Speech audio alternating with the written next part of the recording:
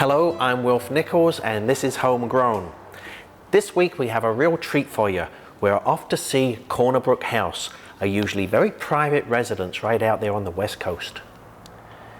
It was built to house the family of the mill manager in Corner Brook. Erected in the 1920s, it went beyond the simple needs of providing shelter, because on the grounds, trees from all over North America were planted. A greenhouse was built to provide flowers for the many patients at the local hospital, poultry was reared, and a dam built to provide power for the house and the mill. But with age comes landscaping problems, and that applies to a lot of the gardens in Newfoundland. Dr. Peggy Dixon is back to answer a question about the unsightly slug. It's difficult to see any redeeming characteristics in this garden pest. Debbie Preston returns to answer some questions that Tim Murray has about organic gardening. Debbie also shows us some simple devices that can help a lot in the garden. So stay tuned. We'll be back with a show I know you'll enjoy.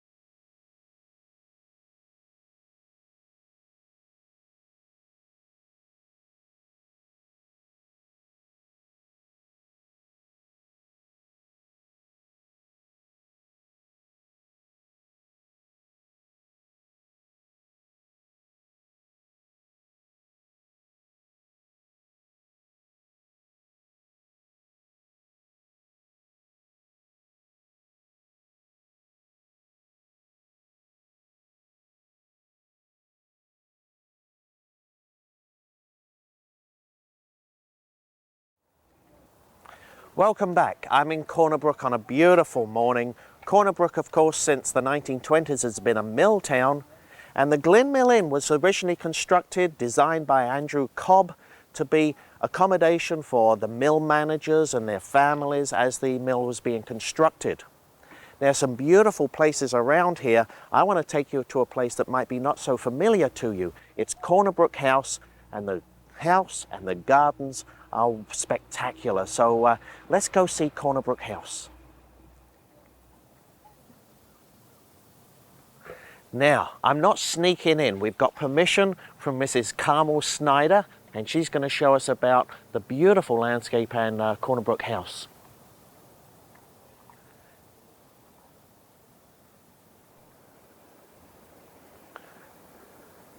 What an amazing collection of trees here.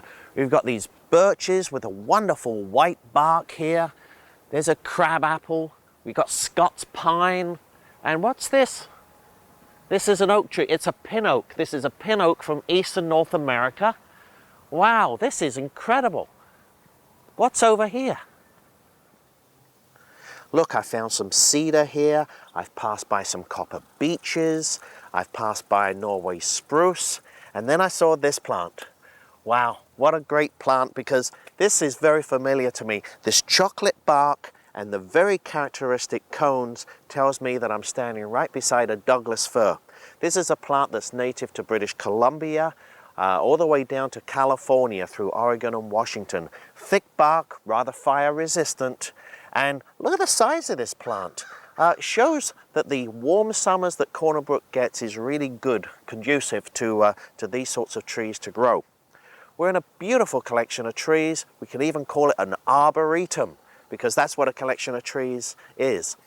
Now, Mrs. Carmel Snyder, who's the wife of the mill manager here, has agreed to show us about some of the other parts of this landscape, and let's go meet her now.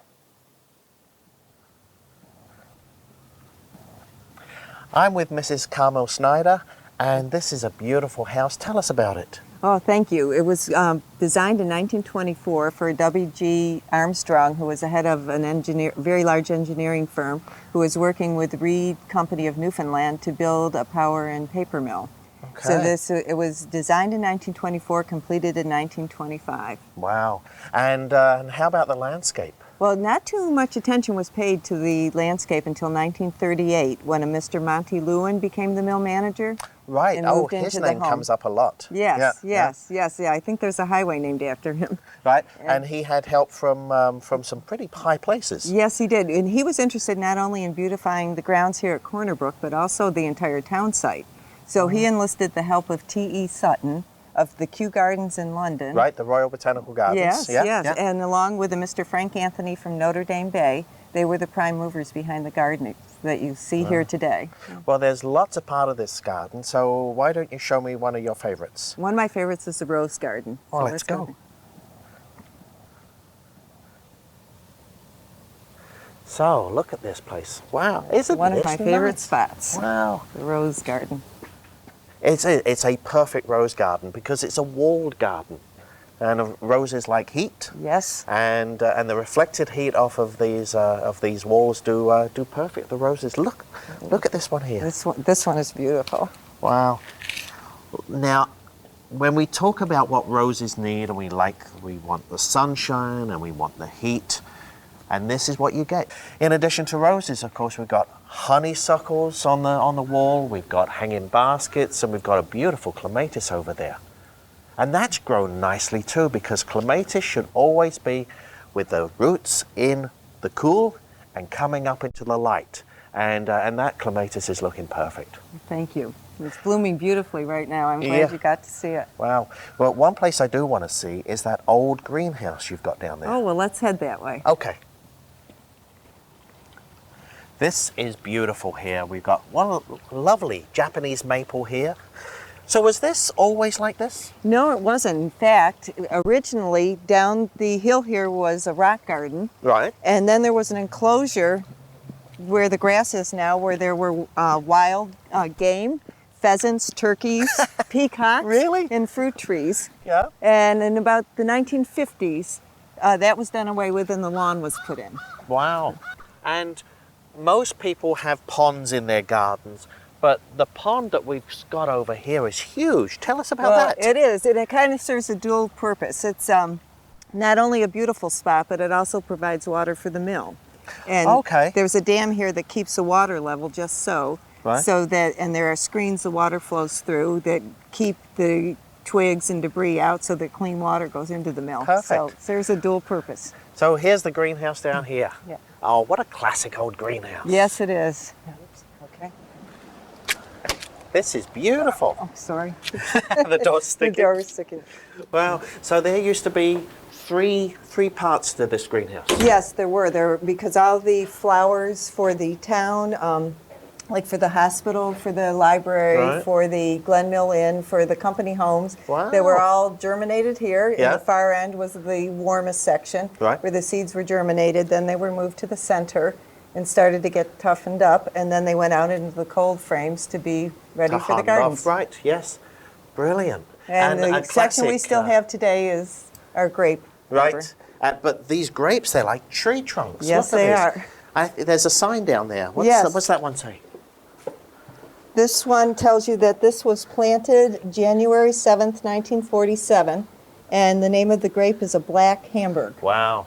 This is so nice. It has been great meeting you and have you show us around Corner Brook House. Well, thanks so much. Thank you. It's been great sharing it with you. So here we are in this magnificent Corner Brook House garden, a mature garden of very large trees, and I think this landscape should be preserved, but it's easier said than done.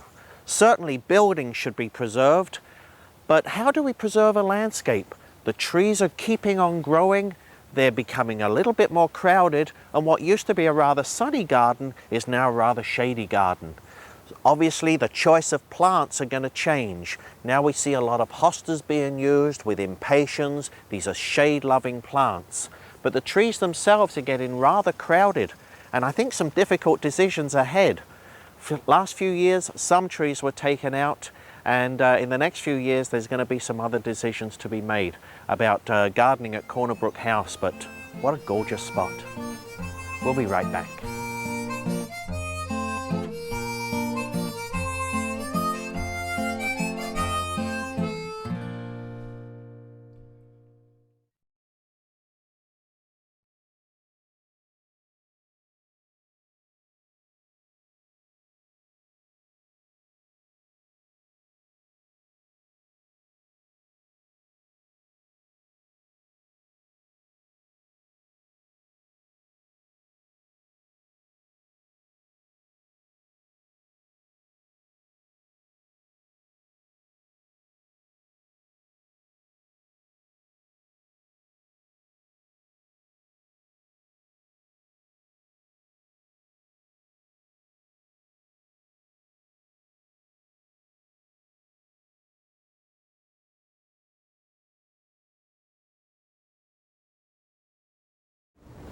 Welcome back.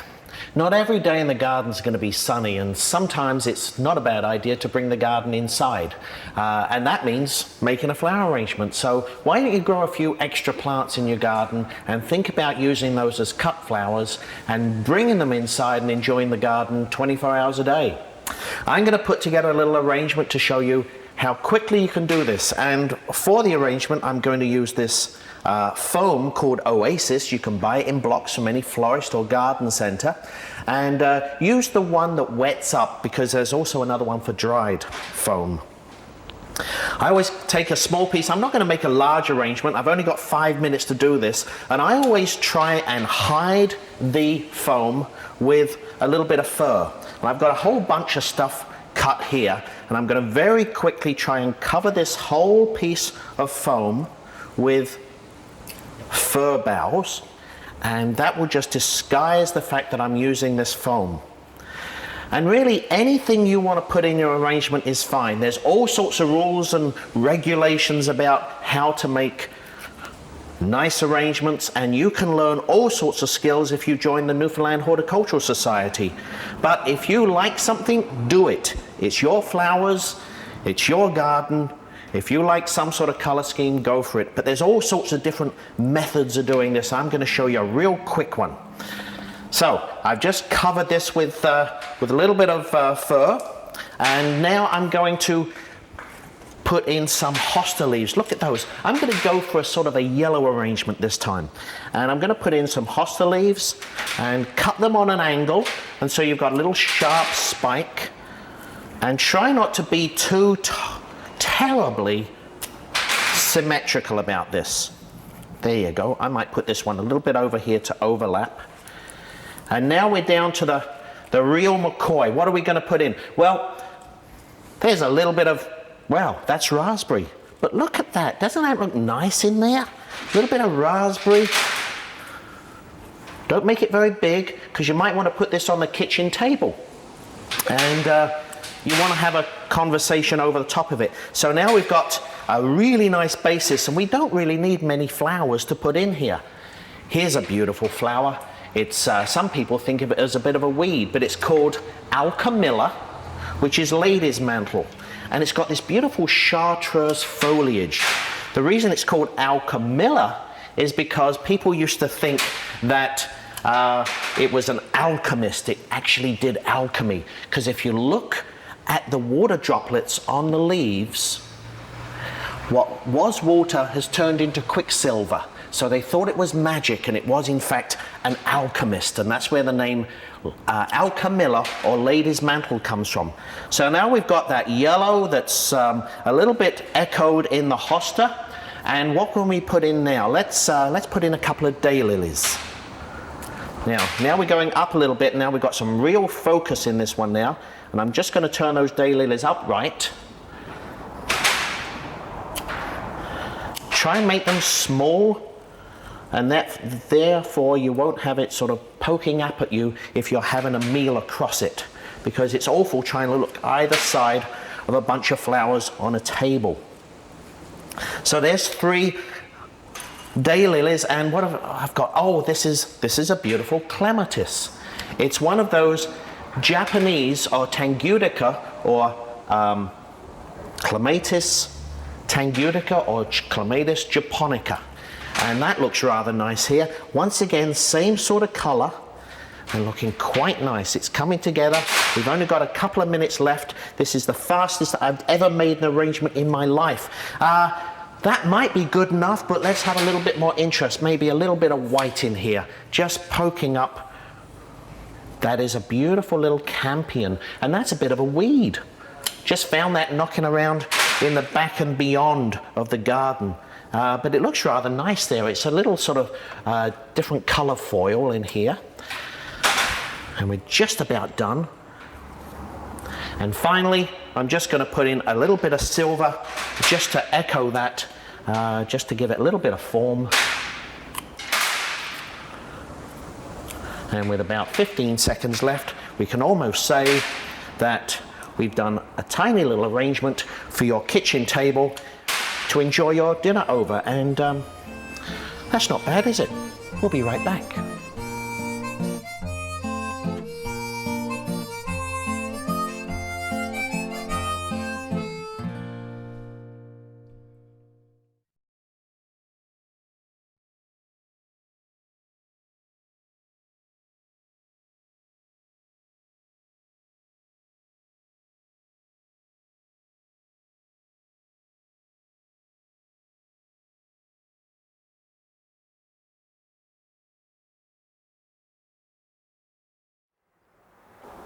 Phyllis Snow has a question of Peggy Dixon regarding slugs and snails. And I think her work's cut out in trying to find some positive things to say about those. Can slugs and snails do a lot of damage to your garden? Well, it's unfortunately hard to think of any redeeming features that a slug or a snail might have for your garden. Slugs and snails are related, of course. A slug is just like a snail without a shell. The snail has a coiled shell, and the slug doesn't have any exterior shell at all. But contrary to some popular belief, a slug isn't a snail without a shell. They're both different, even though they're related. And interestingly enough, they're actually mollusks, which means that they're related to shellfish like clams and mussels.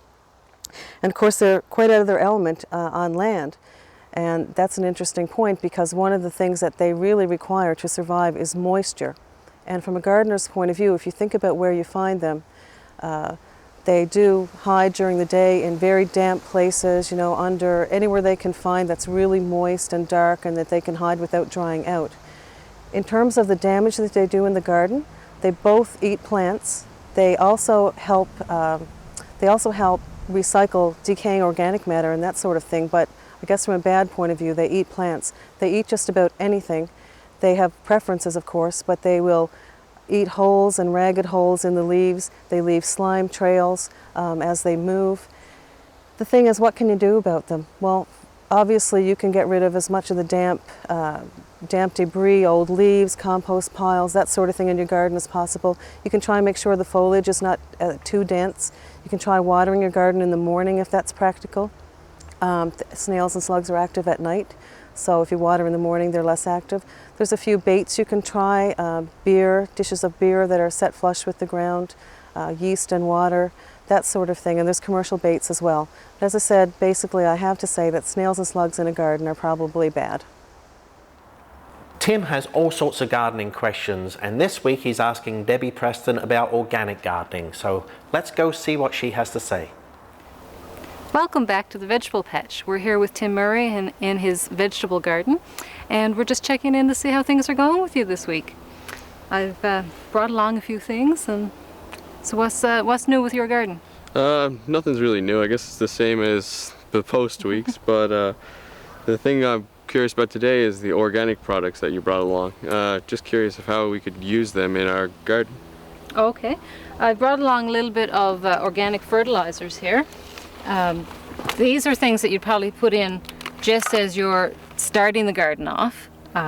If you're interested in doing organic gardening and want to stick with strict organic products, organic fertilizers, non-chemical treatments, it's good to plan that out beforehand so that you've got a plan of action. Blood meal and bone meal are both organic fertilizers. Come in a powder form in the box. Have you used these before? Yes, but not for planting vegetables, I don't think. No? I guess with cabbages like we have here, you'd want a high nitrogen product. So the 1200 blood meal would be a good product to use. Some of the things like tomatoes or fruit products that you need higher phosphorus, you can use the bone meal, which is 214-0. And again, just sprinkle it in the soil at planting time, dig it in, and you may need to do a second application later on. The great thing about organic products is that they persist in the soil longer. They're take longer to break down than the chemicals. We've also got a fish fertilizer. It's a liquid. This one is 511, again a high nitrogen. Notice it's not as high as the chemical fertilizers though. So you may have to put that on more often. It gets the plants tougher, it gets it used to using less nitrogen, but you don't get that quick flush of growth that is so prone to getting insect problems then afterwards. Mix this up with your water and water it in. Is there, I guess with every chemical there's a concern with health problems and health risks. With the organics, is there less of a risk or is there any risk at all? Again, some of them are high nitrogen like the blood meal, so there is a little bit of risk in runoff, especially well contaminations and things like that, so you want to be concerned about those things.